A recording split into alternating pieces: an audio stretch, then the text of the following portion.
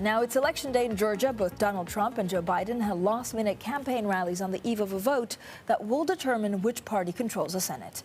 The Republicans need to win just one of the two seats up for grabs to maintain their majority, and the Democrats need to win both seats. Well, joining us this morning is Leslie Vinjamuri, head of the U.S. and America's program at Chatham House. Leslie, good morning, first of all, and Happy New Year, but how tight will the race be in Georgia?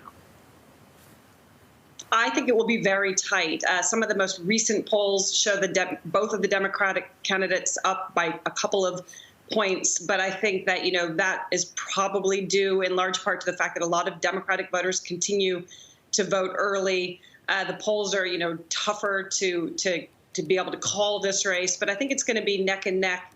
And as we've been hearing, it really is all about who turns out. And a lot of it will come down to who turns out today. The polls close at 7 o'clock. Voters can keep voting so long as they're in line by then. So it might be days before we know the result of this election. And as you know, Francine, people are going to be incredibly careful about the counting, given what we've seen in recent days from the president.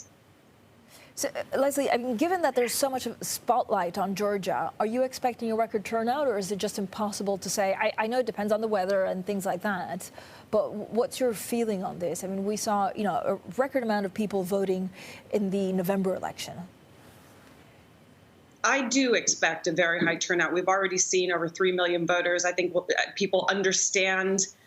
Locals in Georgia understand how high the stakes are for this election. The fact that President-elect Biden and President Trump have both been campaigning in the state. The message is loud and clear. The focus is on Georgia. And I think actually, there's been some concern amongst Republicans about whether the fact that President Trump has contested the legitimacy of the elections, whether that would depress turnout amongst Republican voters. I'm not persuaded of that. We're still hearing Republican voters saying that, they're frustrated, they're concerned, but they're going to turn out. The proof will be in the pudding. We can't know until after today. But I think there's so much focus on this race that we'll see a higher turnout than we would normally see in runoffs of this kind.